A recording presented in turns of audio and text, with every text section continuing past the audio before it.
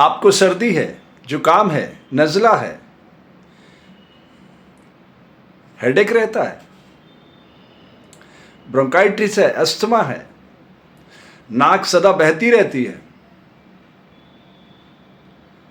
भारतीय ऋषियों ने इसका बहुत ही सरलतम सूत्र दिया है इन सारी बीमारियों को परास्त करने का। पता है क्या है वो? जल नैति। ये इस तरह से एक लोटा आपको यूज करना है। ये यौगिक लोटा है, ये देख रहे हैं, ये नासिका के सुराख के अंदर फिट हो जाएगा। बस इसी में आपका इलाज छुपा हुआ है। लेकिन यहां तक पहुंचने के लिए आपको सबसे पहले जल देवता के साथ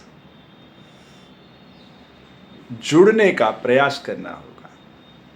जल की शक्ति अपार है, यकीनन अभी आप देखेंगे, आपको महसूस हो जाएगा कि कितनी शक्ति है उसके अंदर। ये एक रुमाल है और ये गिलास है पानी का भरा हुआ। मैंने इसको ढक दिया और पूरी ताकत से इसको इस तरह से लपेट कर नीचे से बांध दिया। अब मैं आपसे पूछता हूं, पानी इसमें रुकेगा या गिरेगा? मैं इसको उल्टा कर दूं तो आप में से अधिकांश लोग पता क्या कहते हैं? पानी गिरेगा। अच्छे अच्छे डॉक्टर, वैज्ञानिक भी यही कहते हैं, पानी गिरेगा। पर योग कहता है ना, पानी नहीं गिरेगा। इसी का सारा बैलेंस का तो खेल है। ये बैलेंस बन गया। हाँ, अगर आप बैलेंस नहीं बनाओगे तो पानी गिरेगा, निश्चित बात है। लेकिन बैलेंस बना लोगे तो पानी रुक जाएगा। मैं कुछ कहना चाहता हूं, तो इसी बैलेंस को धारण करना सीखना है। यही जल अग्नि बनकर सूर्य भगवान के पास चला जाता है और सूर्य भगवान इसी जल को वापिस शीतल करके चंद्रमा के माध्यम से प्रकट कर देते। तो प्रकृति के इस विहंगम दृश्य को देखने के लिए आपको मन की आंखों का इस्तेमाल करना सीखना होगा। अब हमें तो अभी यही पता नहीं कि इस समय स्वर कौन सा चल रहा, राइट के लेफ्ट के दोनों चल रहे हैं। तो इसका आभास कौन कराएगा? जल देवता। ये आपको आभास कराएगा, प्रमाण देगा आपको। देख लीजिए आप। तो इस तरह नासिका के सुराख पे आप ये एक रख देंगे और फिर इसको ऐसे घुमाएंगे, थोड़ा सा टेढ़ा करके।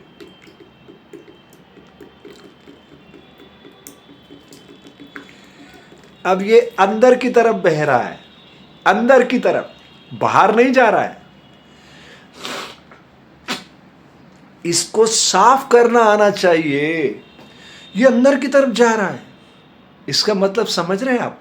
ये जो तत्वों की शक्ति है, भीतर की तरफ कौन सा तत्व ले जा रहा है? जैसे कछुआ अपने अंगों को सिकोड़ता है, तो कौन सा तत्व भीतर की ओर ले जा रहा है? यही तो यात्रा करना है योग में। इसलिए मैं कहता हूं, विज्ञान पदार्थ की समझ पैदा करता है, अध्यात्म अनुभूति कराता है। तो अध्यात्म का विषय है योग, है ना? ये पंच महाभूत कैसे काम कर रहे हैं, चलो स्वर बदल के देखते हैं।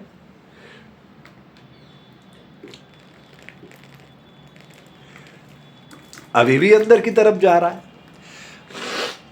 इसका मतलब इस समय जो स्वर गतिमान है मेरे शरीर में, वो सुषुम्ना नाड़ी का प्रवाह है। तो मैं सुषुम्ना नाड़ी के द्वार से ही मूलाधार चक्र तक अपने मन के भाव को लेके जाता हूं और जो बीमारी मेरे भीतर है उसको क्योर करने की उससे प्रार्थना करता हूं। उसके पास तो सारी शक्तियों का खजाना है।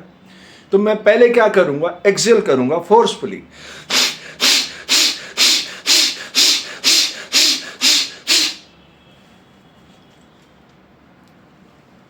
और फिर नासिका के दोनों द्वारों को साफ कर लूंगा।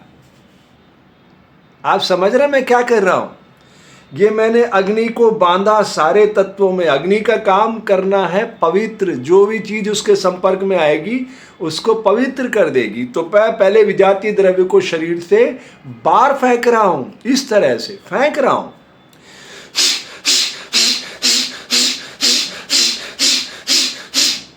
आप देख रहे हैं मैंने कितनी बार किया?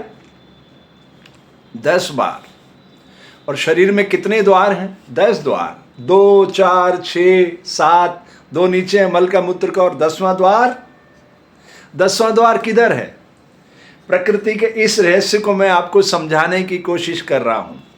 यह है 10वां द्वार, जिसे प्रकृति ने अनंत रोमकूप से बांधकर और मानव शरीर को 90 डिग्री पर खड़ा करके और चला फिरा दिया है, चला फिरा दिया है। ये 10वां द्वार। आपके शरीर में रोमकूप है कि नहीं है? बताइए आप। छिद्र है ना, तभी तो पसीना निकलता है। अगर छिद्र नहीं होते, अब इसमें छिद्र नहीं है तो क्या एक बूंद भी पानी नीचे गिर सकती है? नहीं गिर सकती। तो प्रकृति के इस रहस्य को समझने के लिए हमें भारतीय ऋषियों की इस महान परंपरा से जुड़ना चाहिए। इसको उन्होंने नाम दिया जल नेति। और षटकर्म क्या है? धोती, वस्ती, नैति, त्राटक, नौली, कपाल। षटकर्म है शरीर को शुद्ध रखने के। तो आज हम कर रहे हैं जल नेति। ये आपकी जो बीमारियां मैंने गिनाई उनको जड़ मूल से उखाड़ के फेंक सकती है, लेकिन इसके लिए आपको पहले इस यात्रा का सहभागी बनना पड़ेगा कि कौन सा द्वार इस समय खुला हुआ है। यानी सुषुम्ना खुली है, सूर्य खुला है कि चंद्र खुला है। तो उस द्वार के साथ जुड़ के उस चक्र तक पहुंचना होगा जो उससे जुड़ा हुआ है। सबका स्वभाव अलग अलग है। आप समझिए, आंख देखती है, कान सुनता है। इस ऑडियो वीडियो को कनेक्ट तो ब्रेन कर देता है, लेकिन आंख कान को नहीं देख सकती, और ध्वनि को आंख नहीं सुन सकती, उसका काम देखना है। तो सबका कार्य क्षेत्र अलग अलग है। जब आप जलनेति करते हो तो आपको बहुत सावधानी की जरूरत होती है। अदरवाइज ये पानी अगर ऊपर चढ़ गया बिना वाष्पीकरण के तो फायदे से अधिक नुकसान हो सकता है, ये भी संभावना है। तो इसलिए कुशल मार्गदर्शक की जरूरत पड़ती है। गुरु शिष्य परंपरा इसलिए आई है। ठीक है, चलिए थोड़ा सा आगे बढ़ते हैं।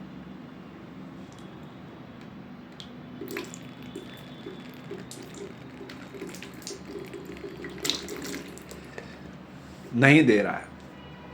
अब मैं सेल्फी मोड पर हूं, आपको उल्टा दिखाई देता हूं। चंद्र नाड़ी आगे बढ़ने का अवसर ही नहीं दे रही है। सूर्य नाड़ी को देखते हैं।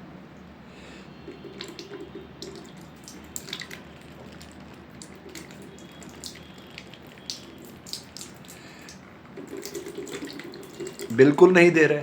अभी दोनों ही स्वर यानी दोनों सुराख अभी बढ़ने का मौका नहीं दे रहे हैं। Why reason? क्योंकि इस समय सुषुम्ना नाड़ी चल रही है। इनके प्रत्येक कार्य में, यानी प्रकृति के प्रत्येक कार्य में दृढ़ आत्मानुशासन है, जिसे संसार का कोई चमत्कार खंडित नहीं कर सकता। इसी ऊर्जा के बल पर नमक खारा हो जाता है, शक्कर मीठी हो जाती, नीम कड़वा हो जाता है। इनके गुण धर्म को हम बदल सकते नहीं।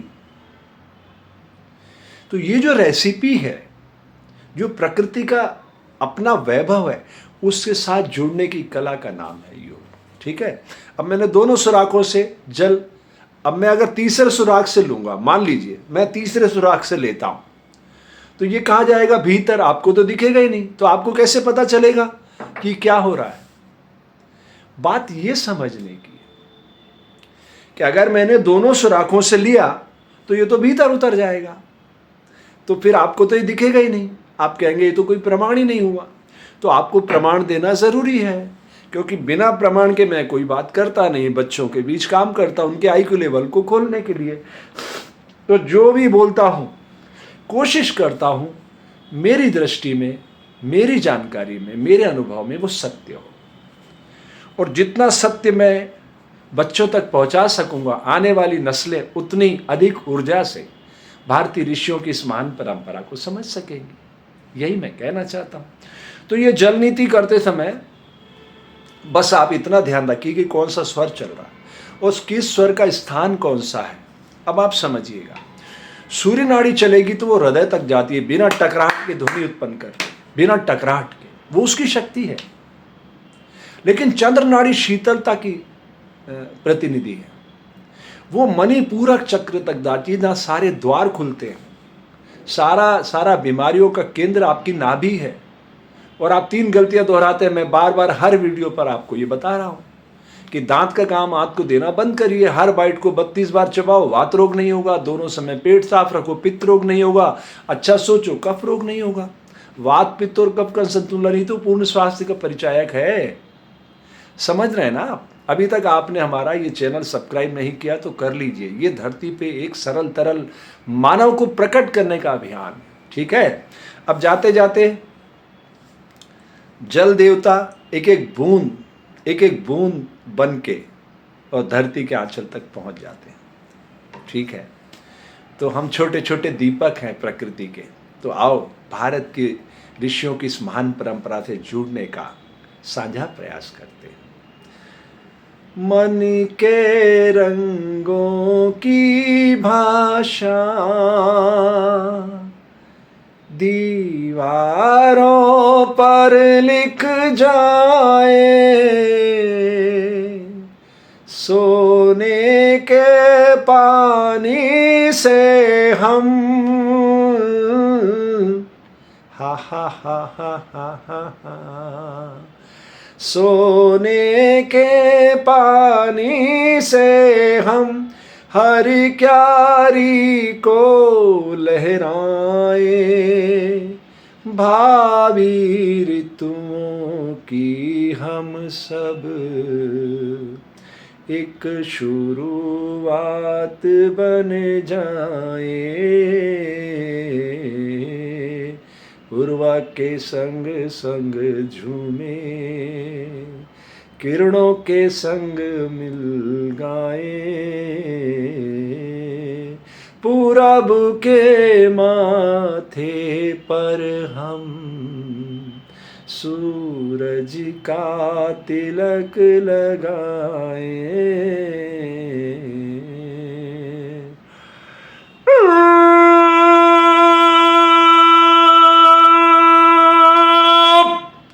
आपके मंगल की कामना करता हूं।